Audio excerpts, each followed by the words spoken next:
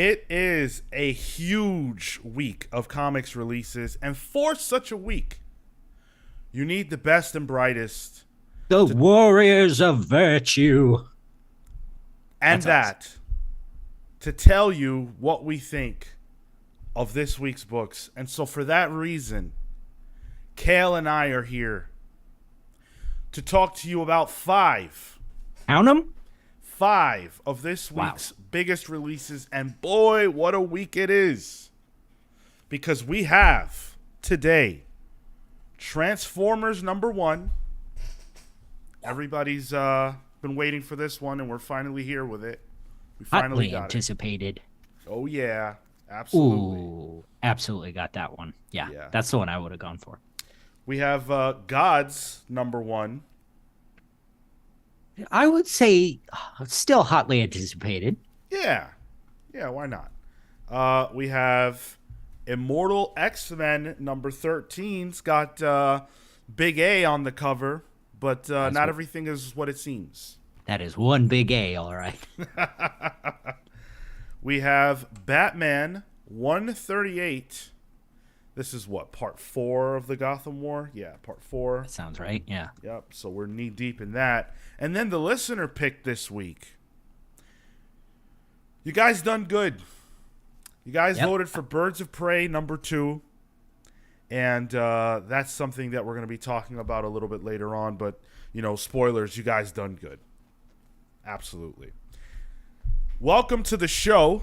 Let's waste no more time. And let's talk about Transformers #1.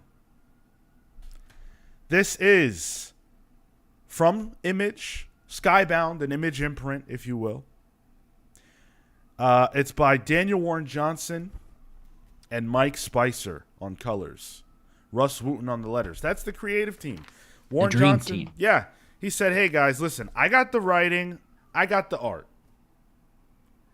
I need some A-tier colors and I need some A-tier letters.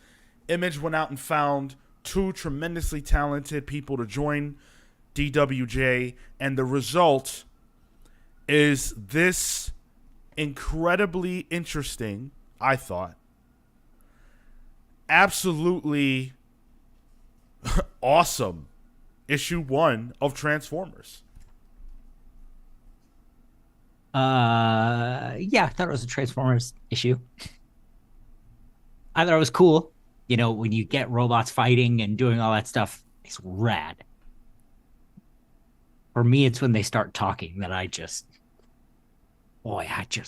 lose interest. Man, I don't know. I was really intrigued. So basically, it's a really basic premise. It's you got two kids, from the wrong side of the tracks or whatever. One of them has a family situation that is a little bit shaky. Someone in his life died. I'm assuming it's probably like his uncle or something. I think it was his older brother. Older brother.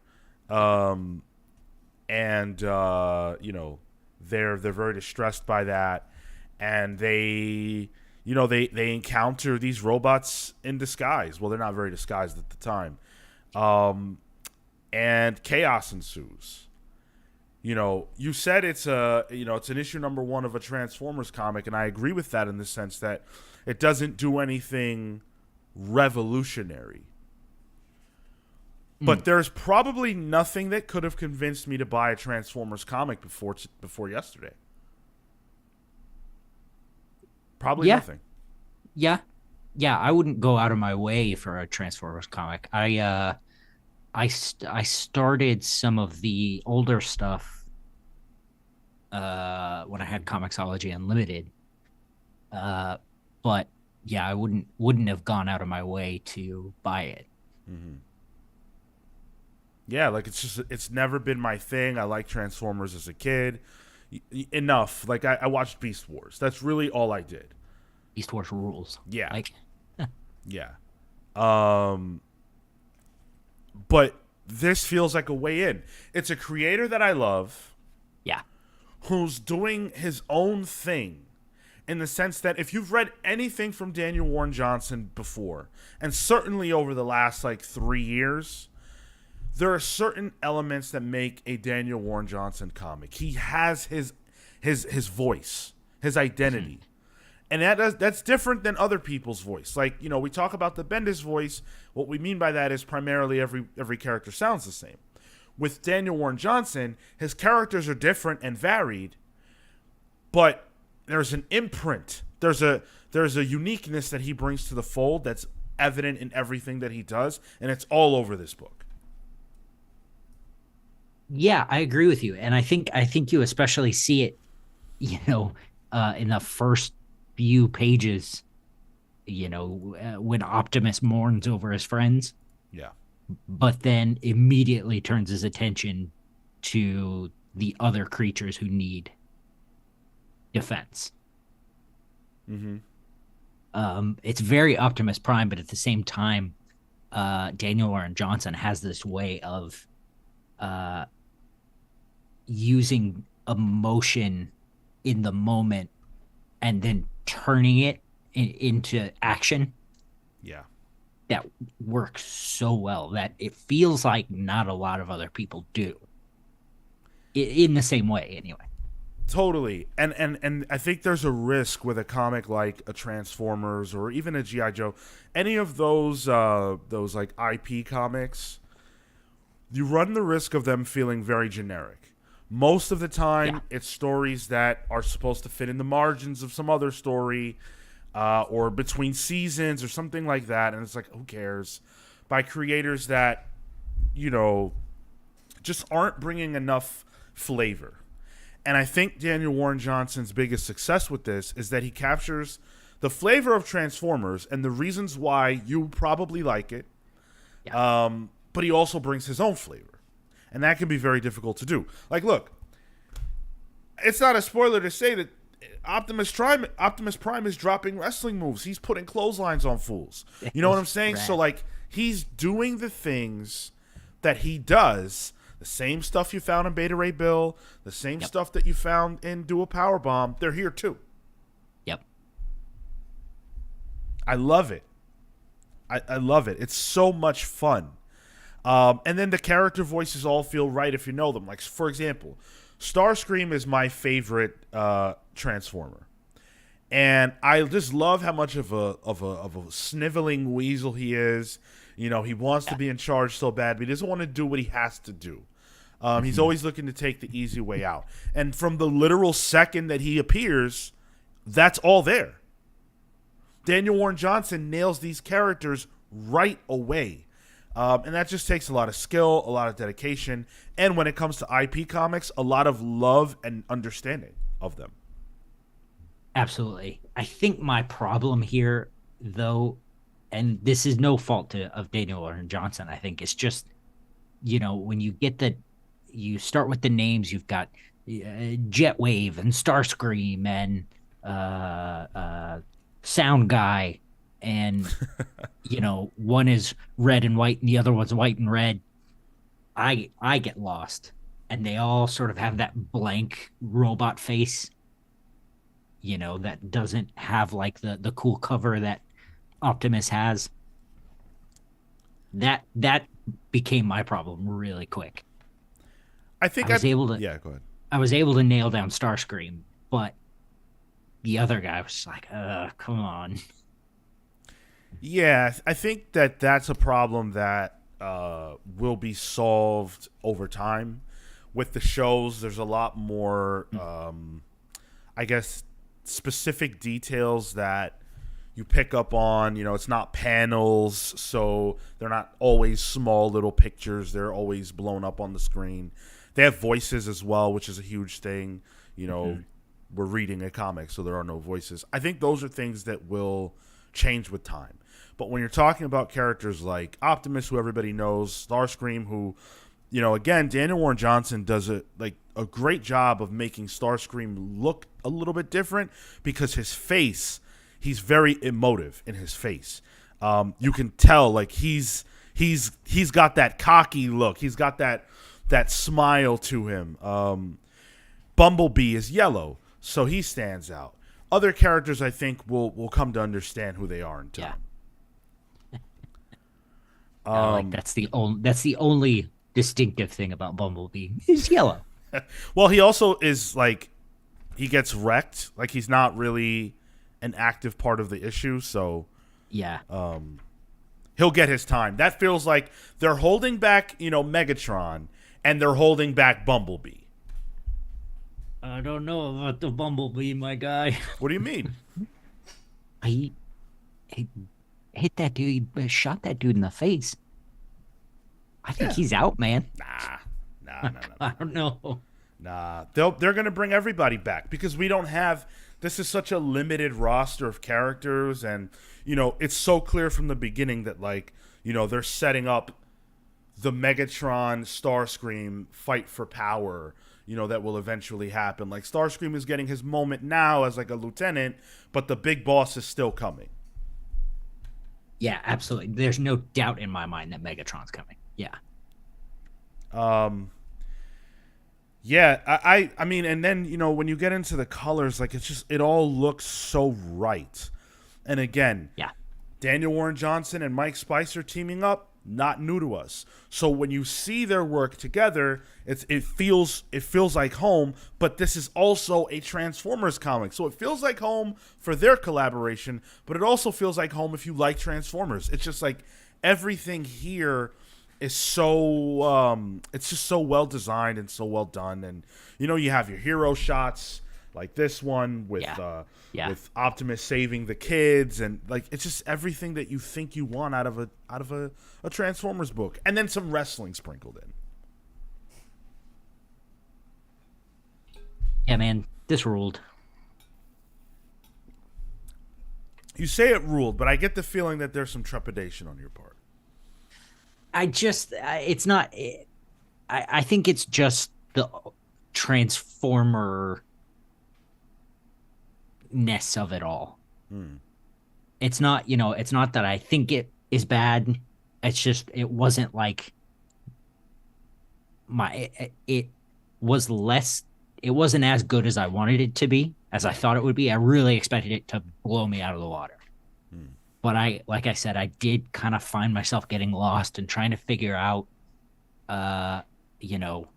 who was who and what the names were. And I was also a little sick today, so that could be a little bit, a part of it. It's also worth pointing out that I read this a couple of weeks ago, and then I read it again today. So like I've had some time to sit with this. Oh, yeah. And, I knew who the characters were when they first came up because I already read it, before. Yeah. So, Yeah. maybe as we go forward, you'll fall more in love with it. But again, like C.W. Gordon says, I'm not a Transformers fan at all. I saw how this was good, but def not for me. And maybe that's a part of it too. I like the idea of the Transformers, Yeah. And like we said at the top, it was Beast Wars kid all the way around. So for me, that's the Transformers, and that's, to be honest, a little bit more interesting to me. Beast Wars. Yeah, Okay. turn them into animals, man. That's cool. That is a statement that can be taken a lot of different ways. Thank God Tyler's not here. You're right. But I am, and I had to, allude to it a little bit. Well, I definitely say this is a pull. I think if you easy. enjoy like Transformers, if you enjoy, frankly, in my opinion, just good comics or strictly Daniel Warren Johnson comics, I think this is a great book. I'm tempted to say pick of the week, but there was another book that I really also liked. I think you're gonna be surprised at my pick of the week. Dude, this week. If I am surprised by it, I'll be very surprised because I cannot imagine what else it would be. Well, no, I can imagine it would be Birds of Prey. If it's not Birds of Prey, I'll be surprised. So, I got news for you, buddy. You won't be surprised. well, we've got a show today then. Quickly, Top Lane Amin Perez in the chat asked if this is cemented in some kind of continuity, or can you pick it up and get it right away? I think you could just jump in. There was nothing that felt like you needed some additional knowledge, some outside of this comic knowledge. Not at all. If you've literally never even seen the Michael Bay movies, you'll be fine. You don't need to know anything. There are robots that transform into vehicles. That's your only knowledge you need to have. But yeah, I do think this is a cool comic and worth your time. You know what else I think is worth your time? Our Patreon page, the Comics Pals Patreon page. We appreciate everybody who has joined us there. We have a lot of exclusive stuff over there. You get a newsletter every single week. I put one out this week talking about my excitement for New York Comic Con coming up and, reflecting on some memories of the event in years past and things like that. I also made the announcement that I'm going to be posting some blog type stuff throughout the event. So tune in for that. We've also got an exclusive show over there called Palling Around, which is a lot of fun that we put out once a month. And you get a nickname and a shout out on the main show. So, a lot of you guys have signed up specifically to get added to the Palsverse, which of course we appreciate. And we're just adding more and more members to our very own universe. Everybody's starting their universe. You've got the Universal Monsters universe, the DCFU, and all that other good stuff. Join the Palsverse. It's a fun place to be. It's a fun place to be. Yeah, exactly. If you want to watch this show live next week, here's a major alert. We should alert people's phones. You know how the other day there were phone alerts going out? We should set up our own alerts. Next week we are doing Pals Pulls on Wednesday at 6 p.m. Eastern, not Thursday. Thursday's our traditional slot. We're doing Wednesday because Thursday we will be at New York Comic Con. So next week it'll be Wednesday if you want to catch Pals Pulls live on youtube.com/thecomicspals. And you do. And you absolutely do, of course, because it's a fun show.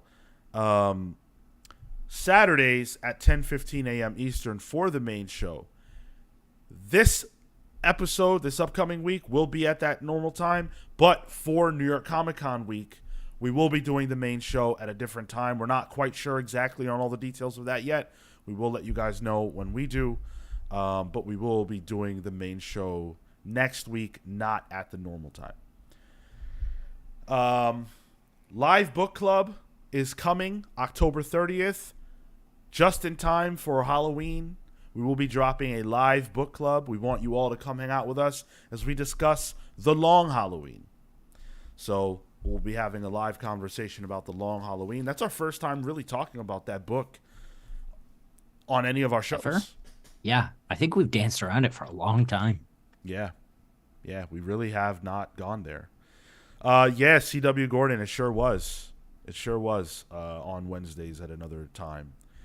But yeah, let's keep it going. We've got super chats open. If you guys want to support us like that, they are open. Hit the like button. Let us know. Let the world know that you enjoy this show. There won't be a draft, but it shows us that you appreciate us. And who doesn't appreciate the Comics Pals? I'm going to tell you guys something right now that I don't appreciate. And hopefully you guys will allow me to do this really quick. Oh. So I went to pick up my comics, as I do every single week, at Midtown. And when I was rung up, my total was 34 and change.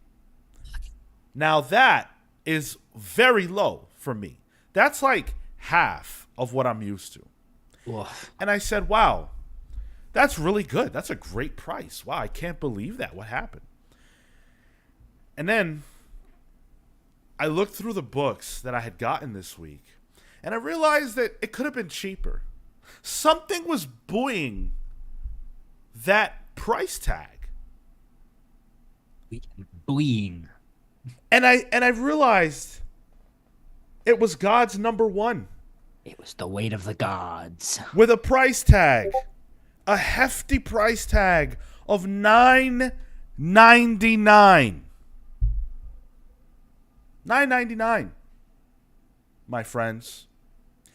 Up until not that long ago, you could get Netflix for $9.99. There are several. You could get Disney Plus for $9.99. You want to watch Loki, Ahsoka, fucking WandaVision, whatever? You could do that on Disney Plus for $9.99. For the past 7 years, I've been buying Spotify every month with Hulu for $9.99. And yet, God's number one from Marvel.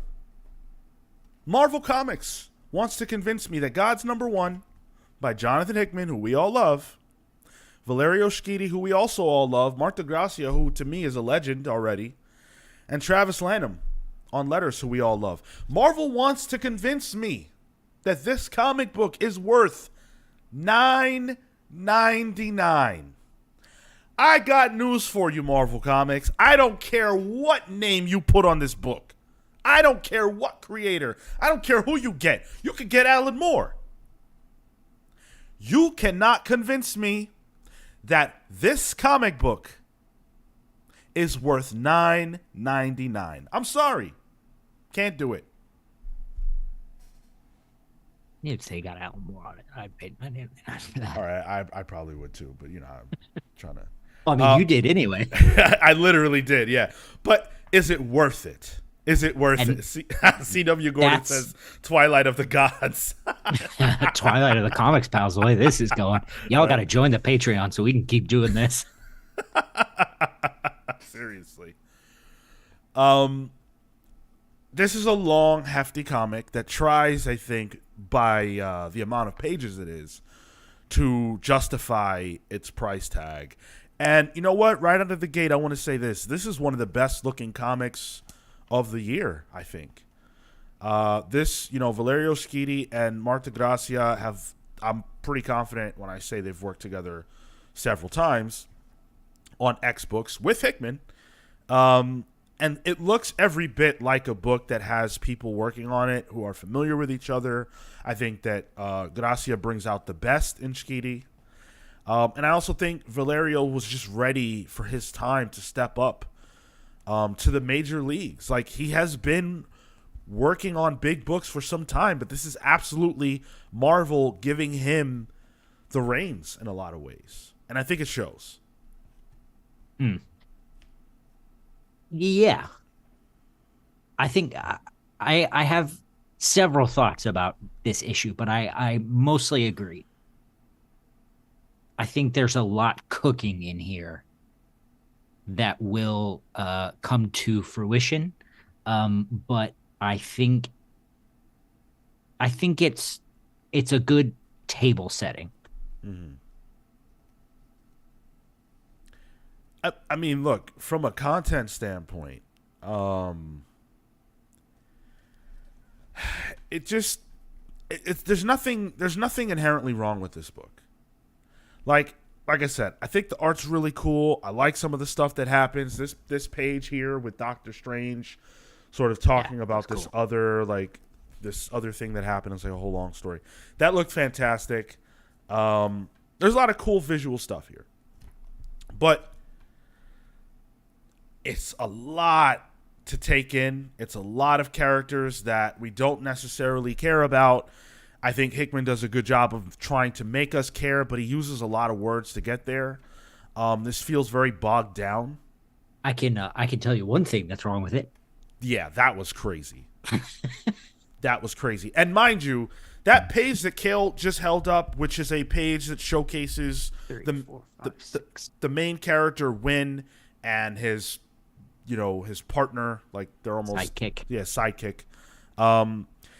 The dude is Hickman is making a stylistic choice right there. It's deliberate. But it's a lot. And it's not necessarily funny. I didn't get anything out of it. It was unnecessary. But yeah, there's nothing here that's so great and so, remarkable that I would say to anybody, yeah, you got to spend $10 on this comic. There's good stuff. I think there's some great stuff. But this doesn't feel like the Hickman magic. This doesn't feel like the next big thing, if you will, TM, the way that House and Powers did. Yep. It just doesn't. It just doesn't. It doesn't feel revolutionary. Why is this so special? Like, it's cool, it's good, I guess, but why is it so special? The only thing I can come up with for the $10 price tag is, Cebulski saying, well, we put, it's an extra size issue or whatever, a few weeks ago. Yeah. It's like, well, okay. It just doesn't. Like, I'm sure this will be a good series, however long it's going to be or whatever. But, when you're asking people to pay $10 for a comic, there better be something, like, incredible in there. And there's not. There's not. And that's sort of the tragedy of this is, like, that $10 price tag is what this book is going to be held against. That's the wall it has to climb. And has since day one. Yeah, if this was half as long and cost, the standard price of a comic, you want to say $4.99, whatever. If this is going to cost $4.99, sure, and that's half the length, all right. To be honest, the way it's constructed, I don't know if it works at half the length. I don't know how you would take this apart. Oh, I couldn't. Okay. But I think a $10 comic is a hard sell. We know how audiences reacted to Ultimate Invasion #1. I don't know that this is so much better than that as a book. I think it's better. Is $10 better? No. I like Win enough, I guess. Win is this new character. He's essentially the powers that be incarnate or their avatar or whatever. Yeah, he's the avatar of the powers that be. Like, that's cool, I guess. You have Dimitri, who is, in service to the natural order of things, and so everyone is representing someone else. And we're meeting a lot of new people, and I can tell that Jonathan Hickman put a lot of thought into how to present these characters in ways that are going to be interesting, how to inject their personalities into the bigger picture. I appreciate that. I actually like the bigger picture. I thought the thing that Win and the all the, like, geniuses and magic users of Earth had to do, what they had to fight against, I was pretty into that. I thought that was cool. Yeah. And I sort of liked Win's journey to, stopping this potentially Earth-ending cataclysm. I thought that was compelling.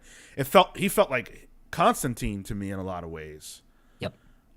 Which rubbed me the wrong way since I don't like Constantine. He felt like better Constantine, I think.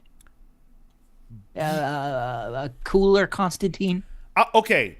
Do you remember, maybe you remember, the Twilight of the Superheroes breakdown? Yeah. Like, Constantine's whole plan, the way he did all that, he was doing things that people didn't know about, and he was hiding secrets, and Win does the exact same thing. Yep. Absolutely. It's almost eerie, because I had that thought while I was reading this. I was like, wow, this is the same thing that Constantine does in a book that was never technically released. So it makes me kind of wonder about that. But I liked all that fine. I thought that stuff was cool. The story's good enough. Yeah. Yeah. There's let's see, on the Marvel app it looks like it's 63 pages. That first half of the story detailing Win and what's her name? His wife's divorce or whatever. Yeah. That just doesn't need to be here. It just doesn't. We just met this guy. I just I thought this was cool, but man, that did nothing. I guess it helped And it helped me understand why he's so like nonchalant and uncaring about what's going on in a lot of ways, because he lost his reason to care, which is his wife. So I get that. But if he's supposed to be this avatar of this, the powers that be and all that, like, the least interesting thing about him is that he's in love. And I think in Hickman's mind, that's the most interesting thing about him. You know what I'm saying? That's the human part of him. Right. Yeah. I didn't care that much. Yeah. And just the way that they were throwing around powers that be and natural order of things is just like, come on, there wasn't a better name we could come up with this. Like, I know it's a Hickmanism, but like, you gotta let me hang on to something here. Yeah. Yeah. Top Lane says, doesn't this feel kind of like the Eternals? Yes. Absolutely. Yeah. This is stuff that I feel like you would see in an Eternals book. Yeah. Yeah. Sort of a New Gods thing that sort of happens above everything else in a realm that, in theory, we never see, Yeah. Yeah, I did like that Penny carryover from Secret Wars, and when he exchanges the penny with the collector. Yeah. That was a cool sequence. Like, all that stuff I thought worked fine. Maybe I'm being too hard on the book because I know how much it cost me, but it's like, it's tough. It's tough. And I stand by this. This did not feel magical to me the way that I sort of maybe unfairly expect Hickman #1s to feel magical. So, how did you feel about the fact that it ends, that this is a full story? That this, I thought that was a weird choice, but at the same time, if I spent $10 on a comic and the like primary story of that individual book does not resolve, and I have to spend X amount more dollars, then I'm angry. So I think it had to resolve. It feels resolved in the arc of this one single issue, but there's of course a lot left on the table. Yeah. I think I'm with that. I'm glad it ended where it did, and it felt like an episode, like a full episode. But to be honest, I don't feel the need to keep going either. I think that's reasonable. I think that's very reasonable.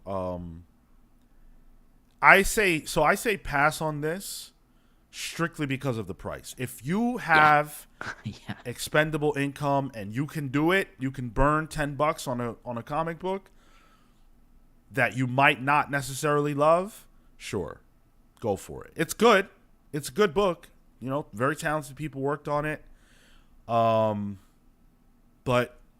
I don't think it's worth $10, especially in this economy with everything that's going on. Like, you have to live in the real world, and I'm going to say real world advice. This is what I really believe.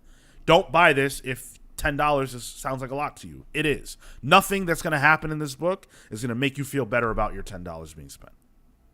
Be honest, don't buy this as protest to $10 books. That's fair.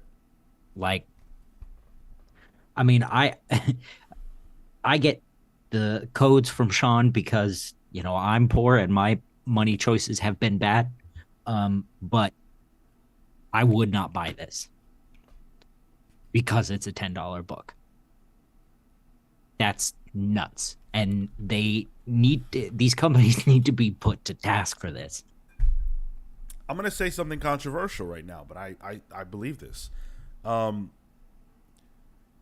The further, the more Marvel and DC, and frankly, it's not just them, it's everybody, because the price of individual comics is raising across the board. what they're encouraging is for people to steal comics, to read them digitally illegally, because they're pricing a lot of people out. Look, there are a lot. This is the biggest book. Transformers is the biggest book this week, but Gods is the talk of Marvel right now. Yeah. And a lot of people want to be in on that. It makes sense. You want to be a part of the conversation. So if you can't afford to buy it, you're going to steal it. And there's people who would say, oh, well, that's unethical. There are a lot of people who would argue charging $10 for a comic book is unethical. So take your pick. I'm not here to judge anybody. I'm here to judge the comic, and I say pass for the price point, pull for the creative work involved. It's not their fault that this book is priced as it is. Yeah. And that's the dilemma. We've talked about this how many thousands of times, but how do you protest the price of something when supposedly that, goes to the creative team, Let's hit a quick question from Dan Trudeau, who says, is Hickman's Marvel work starting to feel as if it's being written by another writer trying to write like Hickman? Jeez. I think Ultimate Invasion put a bad taste in everybody's mouth. Yeah. Unless you really loved it. And apparently there are people that do. We've got a couple of them that I think are here. I think Top Lane's one of them. But I don't wholly put that on him, because it does seem like there's some background machinations happening. It does feel a little, especially with like the Win character, it does feel like his main characters have gotten a little too big for their britches.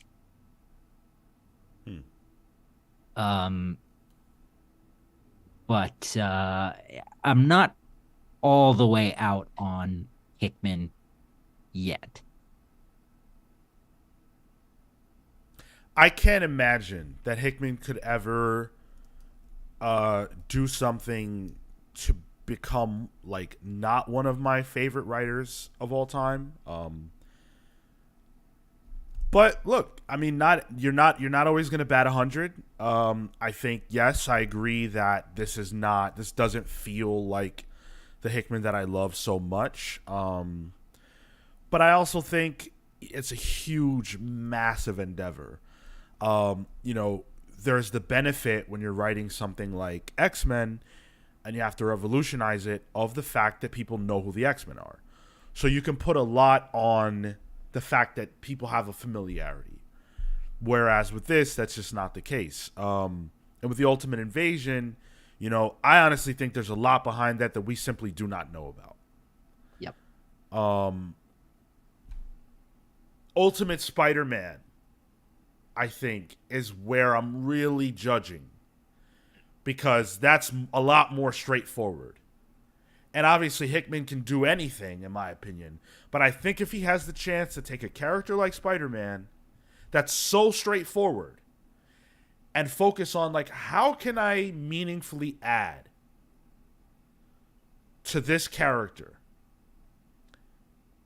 I think that can be really special.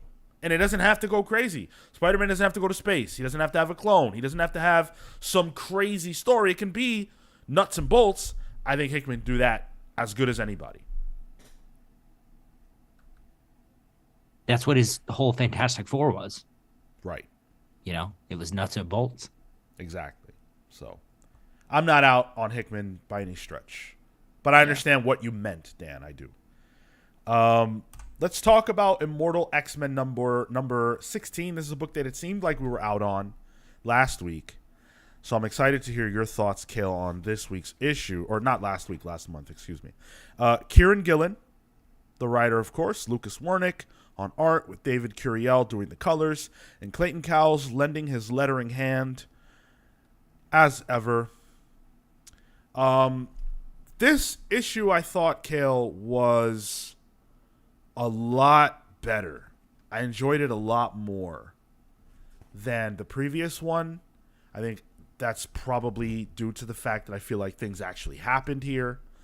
We still don't have all the answers, but we've got some. And I think I like where everybody is left off in this issue. I like the progression. Um, you might have to fill me in a little Okay.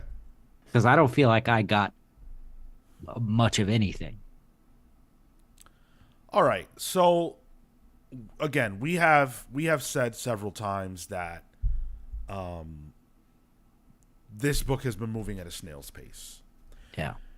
I don't care about Celine and Sebastian Shaw's machinations all that much. You know, you can put that on the page for a few. You can put that in an issue for a few pages once in a blue, but they got to mix it up with people I actually care about. And in this issue, that does happen as they decide that they're going to take out Professor Xavier because they think he's been killing people on the island. And I really appreciated that interaction. I like how Professor X is able to use Shaw against himself. Shaw's, Yeah. his greedy nature against himself. I really liked that. And Celine getting a little bit of her comeuppance, even though we know it doesn't matter. I think Kieran Gillen has done a lot of good work by Sebastian Shaw. I really do. Jerry Duggan deserves a lot of credit because I think he did a lot of good work with him in Marauders. But Kieran Gillen has accelerated that character, and I never thought I'd like a greedy bastard as much as I like Shaw. Well, I refuse to give Jerry Duggan credit for anything. All right. Who was Xavier supposed to have killed? Oh, the people on the island, I think. What am I thinking of? The people that work for Orcus. Oh, okay. Okay. All right. What was the question? Top Lane asks. Sorry, I'm having trouble. Can you explain what happened between Dawn of X and this book? Okay, so I think I understand. I think wait, Dawn of X, because that's like, isn't that when this whole thing started? That's like the beginning. Yeah, that's post Hawksbox. I think it's a joke. Why don't you just explain the whole Krakoan era in detail, Sean? All right, so it starts on a bench between Moira and Professor Xavier. And much like a box of chocolates, you never know what you're gonna get. That's how I feel when I pick up an issue of X-Men anymore. Preach. There is the tease of Apocalypse. Let's get to that. Because I think that's probably the most confusing thing that happened in this issue. Yeah. And it ties into what has been confusing us so much about this arc thus far. Uh-huh. This is not Apocalypse at all. Right. And that's acknowledged right away by the person who is speaking that appears to be Apocalypse. They use his Krakoan mutant name. Yes. Yeah. It's so what I got out of this issue, what I am interpreting is that Jean Grey, because of everything that's going on with her, because remember she got stabbed or whatever by that weird otherworld blade that messes with your whole identity. We saw that happen to was his name Swordsman or I'm blanking on his name. It's not Swordsman. It's Gargoyle, not Gargoyle. Anyway, it happened to him, and we saw that play out in Way of X. But and it happened to Rockslide as well. Remember, Rockslide died in Otherworld, and he came back weird. Wrong Slide. Jean Grey is going through that right now. Oh. And she, or they, are all trapped in the white hot room at the moment. What's that? So it's like a world it's a realm between realms, like an afterlife type of thing. Yeah. and you can see Gorgon. Thank you, CW Gordon. Thank you so much. Gordon is what I was speaking about earlier. You can sort of see they're seeing their worst enemies right now, or projections of times where they were extremely fearful of someone. So they're seeing Wolverine right now because I think it's X-23 that she's been attacked by him before. So that's why he's there. What's his name? There's so many characters in this freaking book. Bishop? Not Bishop. The Oh, I forget his name literally every single time we review this comic book. Gold Balls? No. Eternity. No, Exodus. Exodus. Thank you so much. Exodus sees Apocalypse because if Exodus is God, or if Exodus is like Jesus-like, which is how he's been portrayed throughout this whole time, Satan is Apocalypse in his mind. So that's what's going on here. Okay.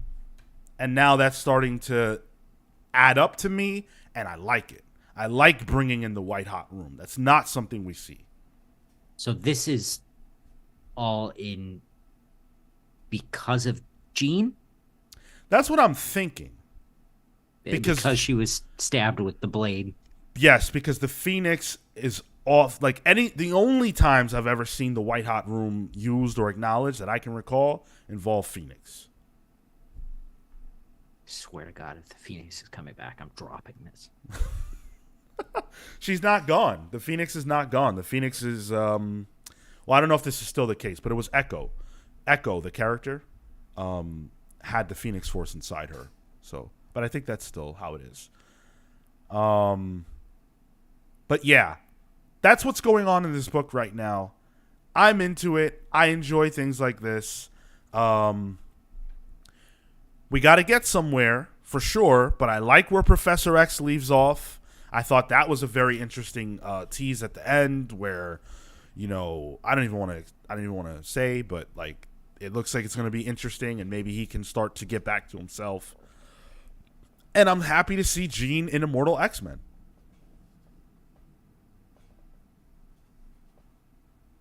Yeah, I guess. Well, I mean, the Xavier. Yeah, I don't care about Jean. The Xavier stuff was cool. I wonder if I've been right all along and didn't in the wrong direction. About what? I've always said that Xavier is the Maker because he won't take off the helmet.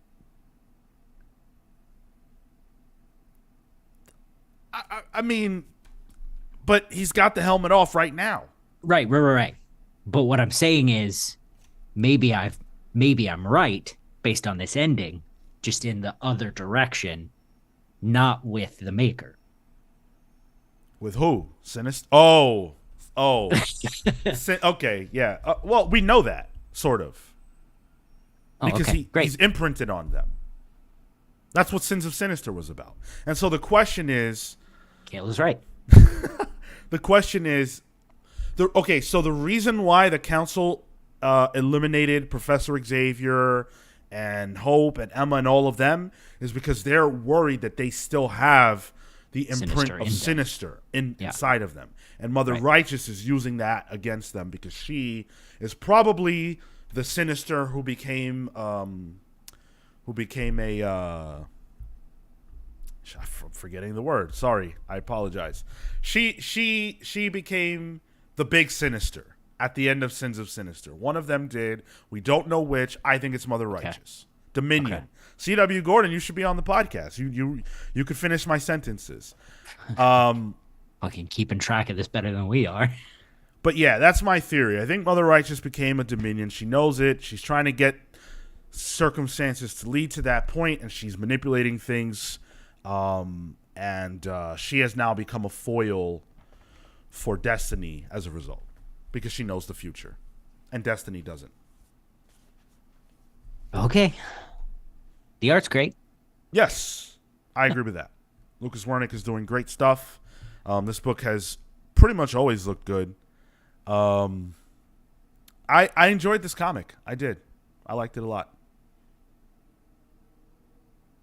It's pick of the week. Just kidding. Yeah, Okay, it's not my please. favorite weekend. Please. By the way, I want to say I pull this. I do pull this. I liked it a lot. It's good stuff. Do you pull it? No, Pass? this was better than whatever we read last. Mm. I still don't know what's going on. All right. I think I'm out. Maybe we should rotate Immortal out. We haven't missed one issue. We've reviewed every issue. But I still like it. I don't know. I just I I feel like Immortal is where the exciting stuff should be happening, but I don't know what's going on. So it's not exciting. It's just confusing. I And understand. I'm not interested in the stuff with the survivors or whatever, in New York, In X-Men proper. in X-Men proper or Miss Marvel, or Iron Man, I guess. Like, Right. I just, you know, I don't know. Fair enough. I want to say thank you to everybody who is watching right now. You guys are killing it. I appreciate all the comments and conversation. Obviously, we can't respond to every single thing, but we appreciate you. A lot of you are tuning in right now. You guys are the real MVPs. Hit that like button. Smash it. Smash it for us. Smash it. Yeah. What did I want to say? I wanted to say hello to Eamon's World of Geek, who is joining us for the first time, I think. Thank you for joining us. Snake of Talons, welcome. It's good to see you. I'm glad that your name popped up right as I was saying hello to people. And I wanted to address Atomic Hound's comment. Sean is addicted to X-Men like I'm addicted to Harley. Fortunately, my habit is cheaper. Listen, you're right. I am addicted to X-Men comics. I always will be. But I can't imagine spending $5 on Harley Quinn as it is. The state of that book, unless you're really feeling it. He's not. He every time he gets it, he's upset about it. Oh, but that's Like, go ahead. you know how I get mad about books? Yeah. That's what I imagine Hound goes through every time he picks up a Harley Quinn book. And I love it. I love it so much because you're like, I don't want to say like you're not a comic book fan. If I'm not gatekeeping, just follow me. I feel like every comic book fan has at least one book where they're just like, I buy this no matter what. I am upset about it. I'm not enjoying myself. Listen, I don't know that I don't have at least half of Jason Aaron's Avengers run. Yeah. I didn't enjoy it at all. At all. It was years long. I bought it for years. Years. And you're doing it again. I'm doing it again. At least I'm reviewing these. I was dumping money into Jason Aaron's Avengers. I didn't even review them. We weren't doing the show. That's right. That was a mistake. That was a huge mistake. Let's talk about Batman. This is a book that I think a lot of people are hate reading right now. Batman, number 138. This is Gotham War Part 4.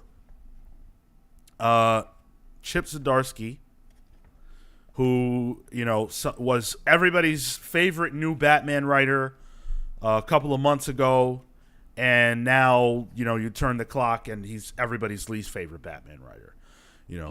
Just the way. Very fickle. Very fickle. But he's joined by George Jimenez, who is a tremendously talented artist and really the star of the show on any book that he's on, with Tamu Moret on colors and Clayton Cowles on the letters, as always. Cale, did you read Catwoman? No. No? Okay. So I was very confused at the opening of this. All right. So just for the fill-in, because there are probably people who are listening like you who didn't happen to read Catwoman. I chose to read it. And essentially now Batman has lost the family home to Vandal Savage. Vandal Savage has purchased it. That's right. Because he is like, he's insanely rich. And he has a whole part to play in this Gotham War, as we learned in this issue. The war between Batman and the Bat Fam has accelerated, and Jason Todd has been gassed or injected with some type of poison that has altered his identity, altered his chemistry, to where now if he thinks about doing something that would be like cross, that would be illegal, or against what Batman essentially wants him to do, the kind of person he wants him to be, he can't, because he feels like Jason Todd is too dangerous to be allowed to be Jason Todd, but he loves him too much to just lock him up in Arkham or something of that nature. Yeah. So Batman, taking some pretty extreme measures on dealing with Jason, and I didn't like that. I actually really liked this issue, but I say that while I at the same time have fundamental problems with it. But before I get into all of that, Cale, what were your thoughts about this? Pick of the week.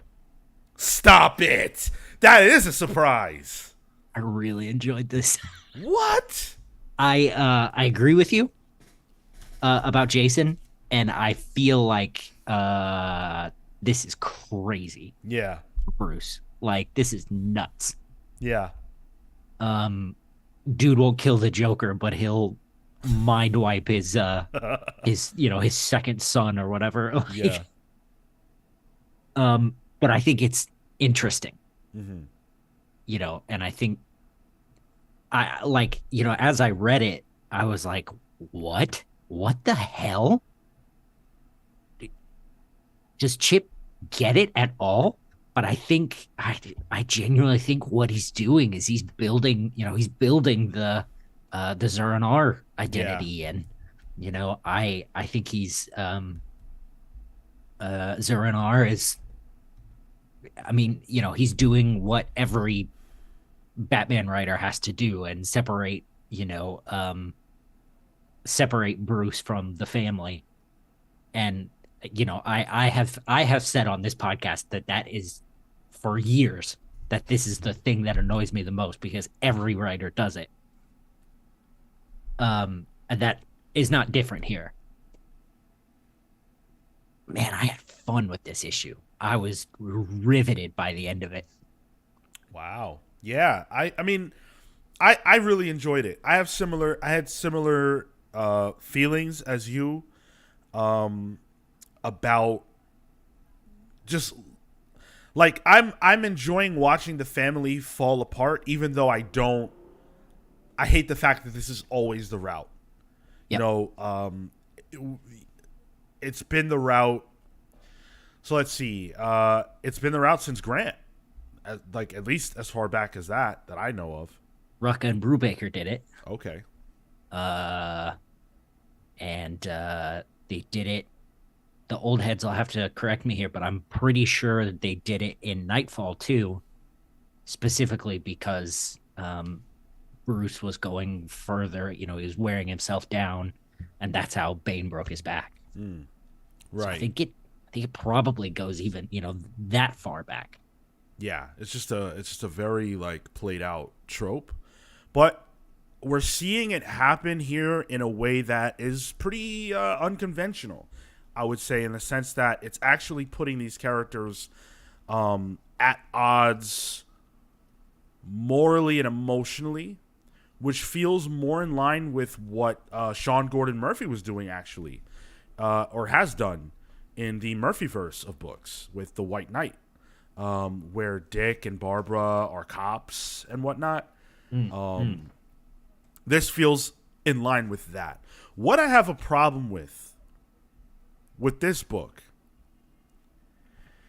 is really that a lot of the characters' motivations don't feel true. They don't ring true to me, and I'm struggling with some of the combat, because I don't believe that Damian can be stopped by anyone in this comic other than Dick or Bruce. And yet Tim is able to restrain him, and I don't buy that. they shouldn't. They should not. It's not a fight. That shouldn't be a fight. And yet it is. So I didn't care for that. And I also just am really, really having a difficult time with Dick being on Catwoman's side. Bringing up, I don't remember if it was this issue or the Catwoman issue, but bringing up the fact that like Catwoman, yeah, I think it was in the last one. Catwoman and Batman went on a date. They used to go out on dates together to the opera or to a play or whatever it was, and that Dick used to go with them. Dick used to go with them. What? And he was a little kid? Yeah. Eh? That doesn't strike me right. Huh. There are things that feel off about this. To me. Yeah, I don't so much care about the background issue of this, which, the criminals getting their comeuppance or not getting their comeuppance or whatever. Yeah. But what I think I like especially about this issue is it feels like Dick and Tim have to play like catcher's mitts every time Batman, either bails on someone, wipes their mind, or, beats the shit out of them. Dick and Tim have to be the ones that are like, it's cool. He does this every 5 minutes. We know he'll come out of it. Just give him a second. Yeah. That works for me. I think I think that's sort of where I'm coming at it with the broader aspect of the story, the criminal part, is that, there should be room for discussion. And I think that's Nightwing's strong suit. I think like Bruce and Damian will always draw the hard line because that's who they are. But Nightwing isn't like that because Bruce showed him grace and offered him salvation. So I'm not saying that I think he would agree with Catwoman, but I think he would tolerate the conversation a lot more than the others. Well, there's also the Vandal Savage of it all. And Vandal Savage's time in this book is really, really grinding my gears. Because Vandal Savage is essentially revealed as the actual villain in this issue. He's the real threat. And now the path is clear. Everybody involved is going to have to stop Vandal Savage and then end up, going their separate ways. And now there's a blow to the Bat family that has been dealt, and Batman will go further down his road of unhinged crime fighting. But that, to me, is cheap.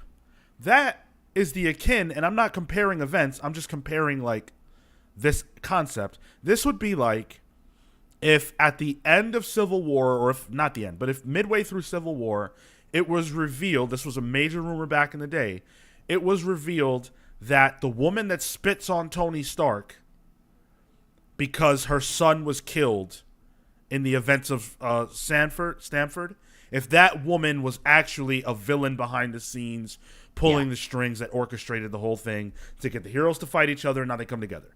This feels like that. If they have real beef, let them have real beef. Let the villain of the book be themselves. Them as antagonists to each other. Zoran R is sort of the real villain in a lot of ways. Let that play out. We don't need Vandal Savage here. And his daughter's name is Scandal. Scandal Savage. Top Lane says, oh no, sorry, Manny says Caveman can't name his daughter. when Vandal was alive, there were only two names: Vandal and Scandal. Right, like, I guess. But then, like, they just debuted in Batman and Robin, or I don't know if it came out yet, but we're getting Shush. Not Hush. No, Shush. no, Dead serious. no. Come on, Absolutely. no, Absolutely. that's not real. That is That's not real. 100% real. Who's Shush. writing Batman and Robin? Joshua Williamson. No, come on. Yes. Yes. No, Yes. stop. Can't. It's true. And you know what? We're gonna pay $10 for that too, and you're gonna thank Joshua Williamson. Oh boy. But you know what? Regardless of whatever like issues I had with this is a really good comic. And I'm not understanding where all the hate is coming from. I think by and large this book has been awesome. And I'm loving where the Zoran stuff is going. It's really interesting. Yeah. The art's great. The art is unreal. Jimenez Man. is a superstar. Yeah. I want to say I want Jorge Jimenez to move up, but like where else do you go? You know, like yeah, just absolutely killing. Absolutely killing. Yeah, this is good stuff. This was your pick of the week, huh? This was the book that made me feel the most. Like I was excited when I finished it. I agree with that. And I wish the rest wasn't happening in Catwoman, even though I'm glad it is, because that would mean Teenie Howard was doing some form of it over here. Because like that's at arm's length for me. Yeah.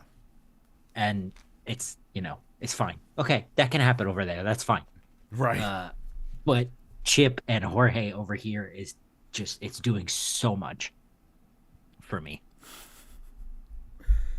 Can I just say I love what is happening in the chat right now? All these names that rhyme with Savage. Let's point out some good ones. Eman's World of Geek says the wax figures are Candle Savage. His German son is Handel Savage from Dan. His long lost son Randall Savage, better known as the Macho Man. Oh yeah, dig it. You know what Go ahead. Oh, sorry. Yeah, I actually want to get this transition off. You know what I'm digging? What I dug this week? Oh, Birds of Prey #2.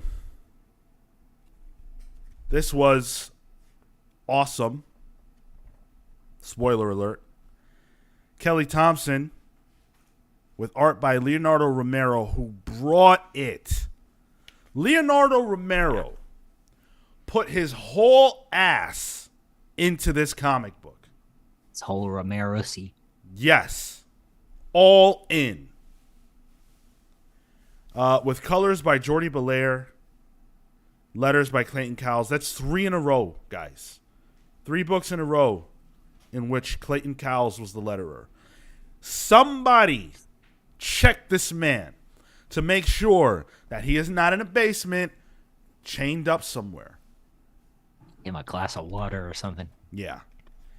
You read this digitally. Were the colors off for you? Because I found the colors to be really off. Really, really off. Right around the 1, 2, 3, 4th page, they get a weird, darker saturation. Yes. Yeah. Okay. Yes, absolutely. Huh. Weird. I noticed that, but it seemed to be the only one. I mean, for me, I felt like the colors were off the whole time. It could just have been a stylistic choice that I didn't agree with, but I don't know. I thought a lot of the book was like colored strangely. I often blame it on DC's paper. I feel like for the books that maybe they feel are lesser, The paper stock is not as good, and I feel like that affects the colors. I've complained about this many times. I thought the colors were off, but I'm going to put that aside for the sake of this review. This is a great book. Birds of Prey is starting off really hot. Yeah. I do have like a minor complaint, a minor plot complaint, but we can get to that. I really enjoyed this. The personalities are great. The mix of characters here are is fun, and it's all each one's little bits are really interesting. I am listen. I'm having fun with Harley. Yeah, absolutely. She's the Deadpool, if you will, of this book. If we're equating this to Uncanny X-Force by Rick Remender, and I like her in doses. Yeah, especially when she's not constant. Yeah. When you have something for her to work against, I Mm-hmm. think she works really well. Yeah, having her be the one who has to, figure out how they're gonna get to Themyscira. The cat's out of the bag now. If everyone knows what the mission statement is for these girls or for these women. They need to get to Themyscira to save Black Canary's sister, Sin, and Harley Quinn has a way in. And I really like the fact that, Black Canary does not trust her, does not want to go with her plan. But if you want me here, Harley says, if you want me here, you have to trust me. I'm in or I'm out. And Kelly Thompson does something so smart, and she does it so well. I feel like every scene, and if not every scene, every other scene, but there's so many opportunities and times where we see characters have moments of tension between each other. There's the tension between Harley and Black Canary. Can Harley be relied upon? Does Black Canary trust her? There's the tension between what's the woman's name who Xana, right? Zealot. So Zealot, yeah. Yeah, Zealot. The tension between her and Black Canary not wanting to do this. She doesn't kill Amazon. Yeah. She doesn't think this is the right thing to do. She walks out of the meeting. Yep. And then there are potential ulterior motives. Is everybody here for the right reasons? Does everybody want the same things? There's just so much going on between the characters. And I hate to do this, but I'm going to do it. I'm sorry. I compare this to Avengers, and I think about the lack of that in that book. The lack of character dynamic, which is dripping on every page of this. Yeah. Because, we've been in 2 issues, but I feel like I know more about what's going on, and I feel like we've already had more progression than in 5 issues of Avengers. 100%. I don't even think an argument can be made to the contrary. I really don't. I bet one of these assholes will try it. I dare them. Yeah, there's so much action good figures. Right. That'll hold up. There's just so much good stuff here. Constantine makes a bit appearance, and even he's used well. And there's tension between him and this guy who Constantine needs to call a favor for. That then leads to a huge fight, which Kelly Thompson does something smart again. She has Constantine go away to leave her to do the fighting. Yeah. So it's like she's the focus, not him. The team's the focus, so they come in later. But it's like, yeah, you go do the side mission. I'm gonna fight, and it's giving us glimpses into the identity of these women and why they're here and how important this is. This is great comics. Yeah, absolutely. My complaint is sort of like, why did everybody show up in this super magic land? Yeah, they all had mostly contrived, I guess, reasoning for being there. Zealot's thing that she needed to get was there, or Barda's, one of those two had that excuse. There was some weapon that they needed to find that was there. Yeah. Um, And it's explained well enough, yeah. but it's a bit like, why did this need to happen? So they could punch some stuff. Yeah. Really. And they could work together. Yeah. That was my only sort of major complaint. Like, and it's it's barely worth mentioning, but also it's meh. Dude, you want to know what's worth mentioning is the fact that this issue features Big Barda in a bathing suit. Big Barda. I hope. Look, we're going to New York Comic Con next week. I hope I see a Big Barda at New York Comic Con. You should take pictures with all the Big Bardas you see. I am taking pictures with all the Jean Greys I see. But I will also take pictures with all the Big Bardas I see. I will do it. Nice. I will do it. Big Barda's the standout character of this book to me. Like, bikini aside, she's just so funny. I love her relationship with Batgirl. Yeah. And she says there's a point at which Harley is speaking and Barda says, "I agree with the clown," and points at Harley. Yeah. She's like the brute character where she's like, she doesn't really know what the hell's going on. She doesn't care what Harley's name is. She's a clown. She's, you know, and she doesn't care that might be offensive. She keeps calling Batgirl small bat. Yeah. You will enjoy this small bat. I love it. It's just so good. And honestly, Kelly Thompson she's probably one of my favorite writers in comics right now. She's killing it, man. I can't believe I've slept on the Kelly Thompson train.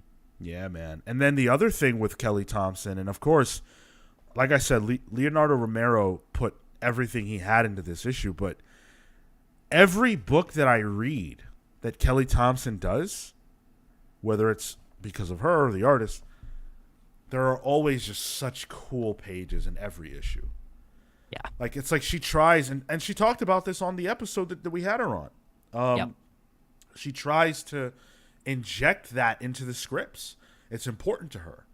Whether it's the DeLuca effect or it's, you know, just cool action sequences and pages that are unique. Like, look at this. Like, to me, this was a pretty cool page where we're seeing, you know, some of the action kick off, where Black Canary is just beating the crap out of these golems. Yeah. And then this big double page splash, which was awesome. Killer. Yeah, like this is a visual feast, and it's so fun when the art and the story work together to do something really awesome. And then that's what we're getting here. I really love the sort of I love it when these characters break out of the panel into the gutter space. I think it's such a cool tool. I don't know if I've seen it used like this since Gillen and McKelvey in Young Avengers. You know, and making the gutter space its own environment. Yeah. You know, because even though these moments are happening in the panels themselves are a world inside the gutter space. Yes. And that's really interesting and cool. Yeah. There's a lot to praise here. This was the book that was in contention for pick of the week for me. And I think this is my pick of the week. It's that damn good. It really is. Yeah. We got to have Kelly Thompson back on the show. We need to praise her more. Let's call her. Yeah, literally. Maybe before the year's out, we can get her back on. She needs to hear how good she's doing. I'm sure she knows she's the one making the books, but can't hurt to hear it from us. C.W. Gordon says, "Damn, I want to see new characters on the team in the future, but I also really don't want to lose any of these ladies. Can we have a team of 100? Right? Everyone was so angry about this team, Yeah. but yet this book is phenomenal. This is probably the best superhero book on the stands, or best team superhero team up book on the stands. Yeah. Somebody earlier said this is the premier book, and Titans is not.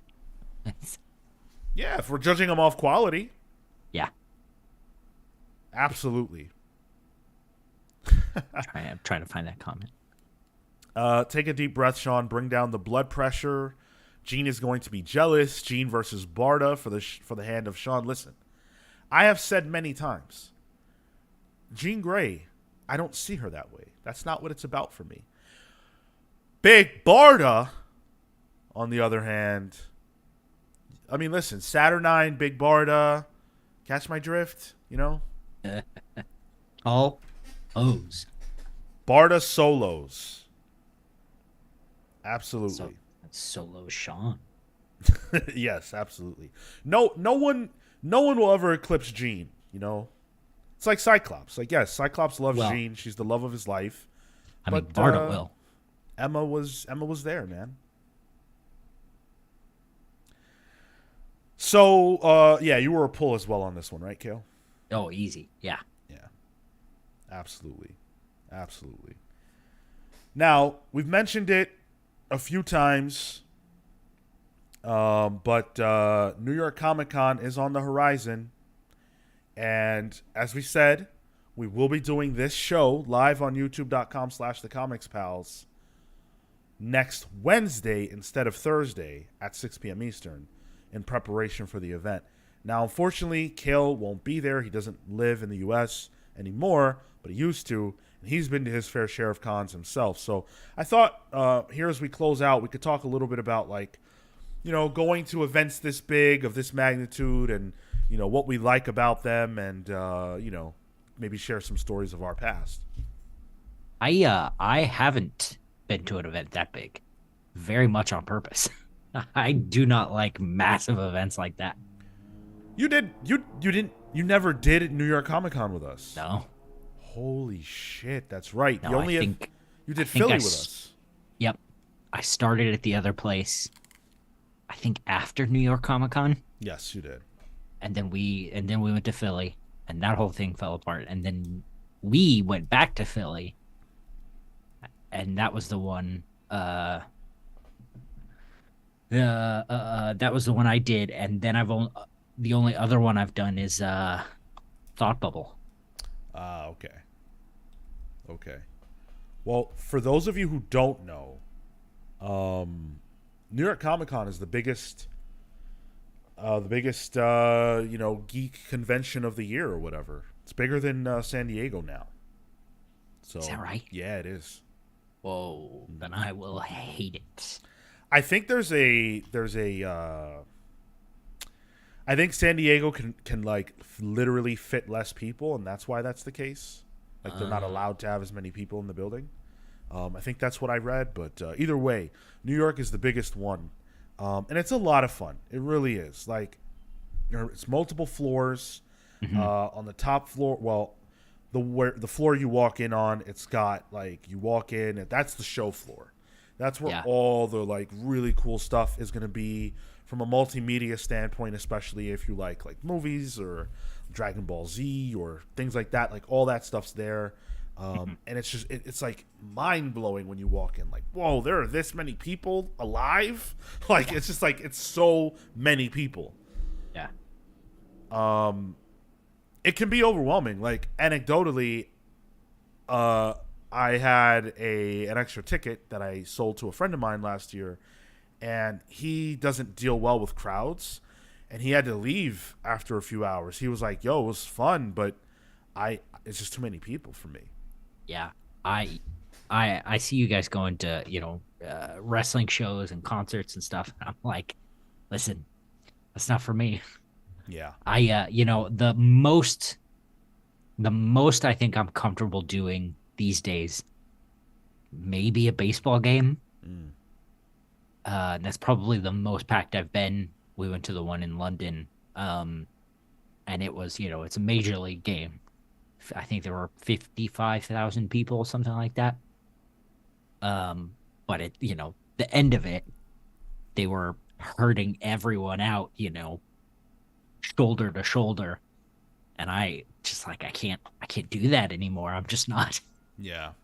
Yeah, it's a lot. I happen to like being in large crowds of people, but a lot of people don't. It's you know, it's overwhelming. Top Lane says it would be so cool if you get a stand some year and do a live show from there, buddy. That is Your absolutely a goal. your mouth to God's ears. Yeah, we are working on getting to that place. Look, every year, so many of you found us this year. And Yeah. I really love that. It's so cool that you guys, are here with us and have joined us.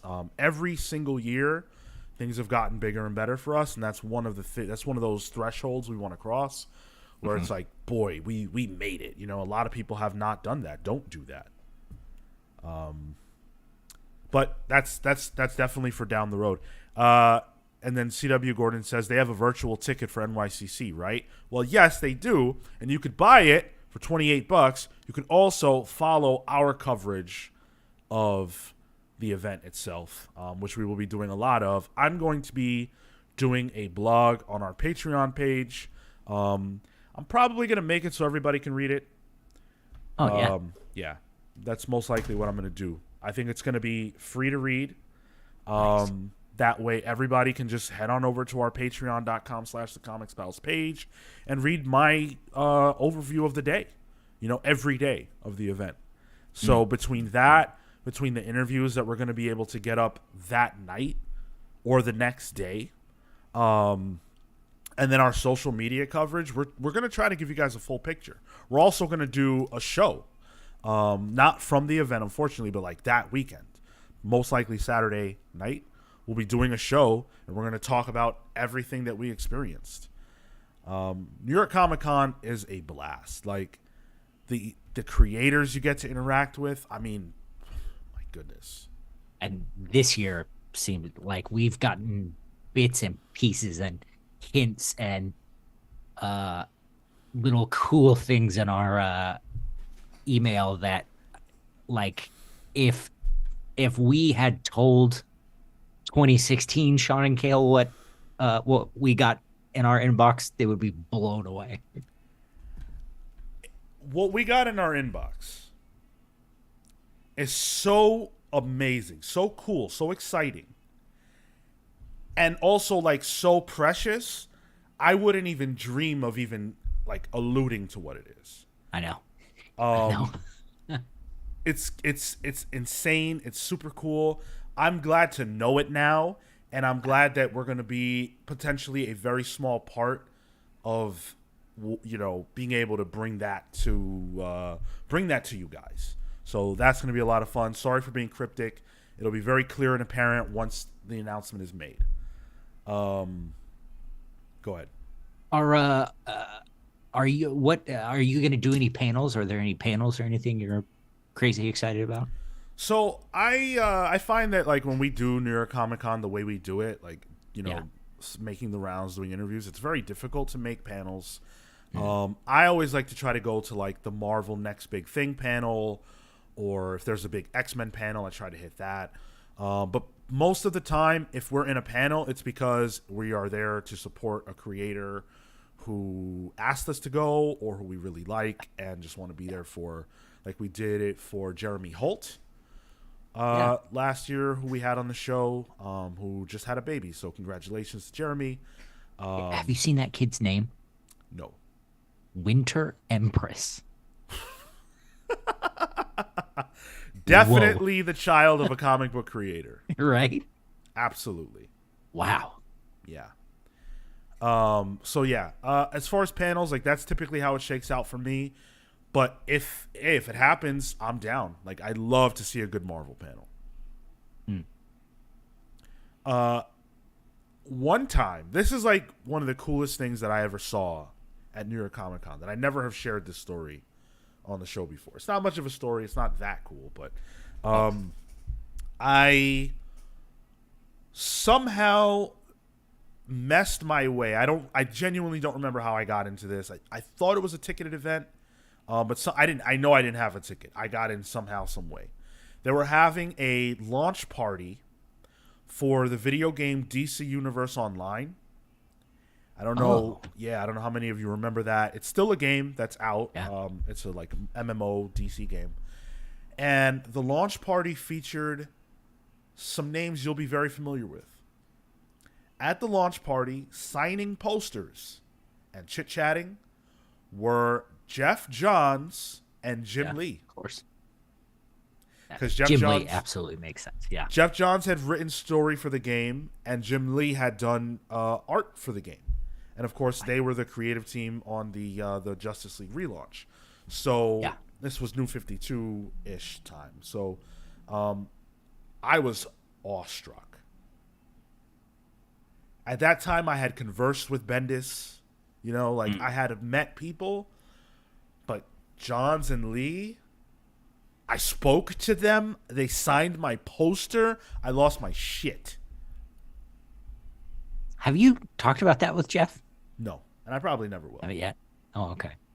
Yeah, like I don't. I would feel awkward bringing that up. Like he doesn't Yeah. know or remember that. No, yeah, I'm sure he doesn't. But Maybe one day. Depends on how friendly we get, how chummy. He will be at New York Comic Con, so who knows. that might be the opportunity.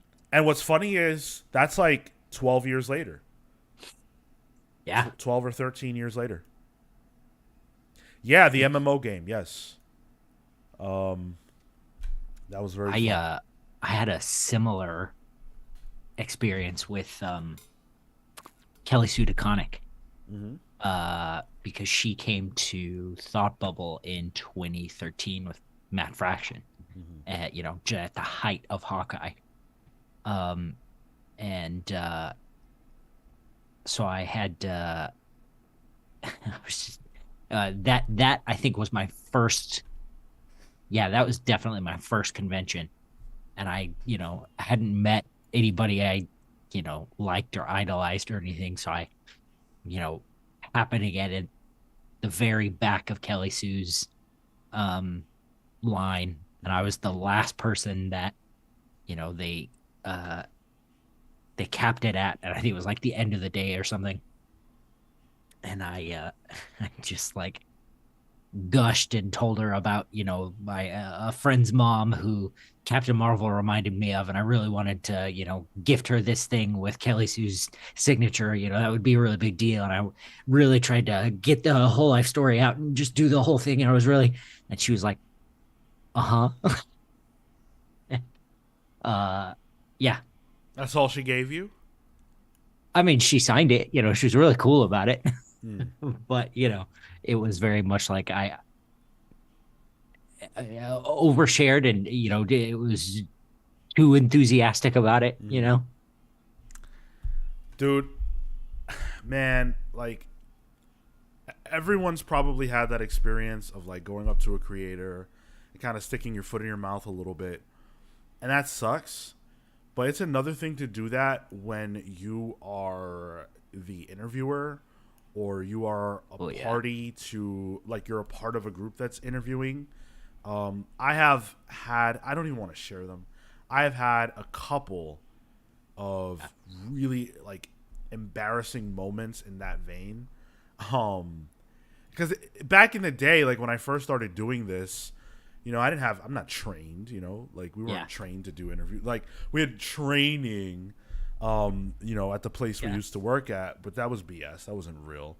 And so it was mostly just learning on the fly and my enjoyment of genuinely, like, hearing what people have to say.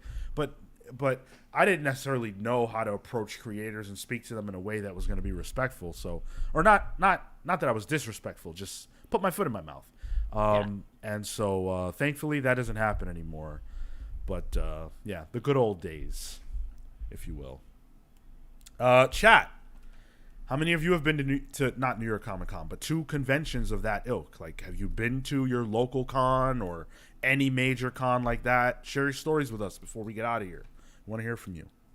Casey's already got one. He says, it's Robotters 100 in the chat. I gushed all over Claremont and was most likely rambling at his booth, but got a few of my books signed and got to meet one of my fave creators. Love that. That's awesome. I've seen Chris Claremont at a lot of cons, and he seems pretty, you know, pretty welcoming of fans. We this had to have been Philly when we went the second time. Mm. Um Phil and I went to speak to, I think it was Neil Adams. Okay. He was there, and we kind of started chatting to him to see if we could get the interview or whatever. So we asked him if he'd do the interview, and he was like, "Well, are you gonna pay me?" And we're like, "Well, no, I'm sorry." He's like, "No." Okay, thanks for your time. See you later. Wow. All right. Yeah, Like, I guess at this point, maybe Neil Adams doesn't need the exposure of an interview. Not that we could have yeah, offered much exposure at the time, anyways. But damn, geez. yeah. Thankfully, we really haven't had like too many bad interactions with creators. There is one creator who I promise to never name that I had two bad interactions with. And I think they have some kind of Oh, right, yeah. I think they have some kind of dislike for me that might not be related to who I am. right. But I will not speak on that. Okay, yeah. We can. I'll leave that alone. I wouldn't even hint at that. Yeah. Um, Hound says, I was at Emerald City back in the 80s, met a guy named Todd McFarlane. Oh, wonder what happened to him. Pre-invasion. Wow.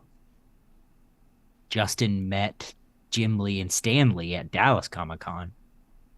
Whoa. Wow, the two most famous Lees in all of comics. History? I mean, look, I wasn't. That was just. I just said some shit, man. I didn't vet it. If you know better, I no, I'm asking. I would Probably, imagine. I mean, right? Jesus Christ, Stan and Jim Well, Lee. Robert E. Lee. Oh, Stan Lee's well, higher who's than Robert E. Lee anyway? Well, he's the Confederate general in the I said in all of Civil War. comics. Oh, I know. I'm asking to extend it. Oh, I see. Oh, well then Bruce Lee. Of course, Bruce. Yeah, Idiot. Bruce and Chun Li. No, all right. I don't think so. You don't know Chun Li? I know Chun Li. Yeah, man, come on. Yeah. So those are our thoughts. Cale, did you have something else to say right there? No. Oh, okay. Those are our thoughts. Those are our takes on comic book conventions. We'll probably talk a little bit more about New York Comic Con this Saturday on the show, on the main show, which you can tune into live Saturday at 10:15 a.m. Eastern.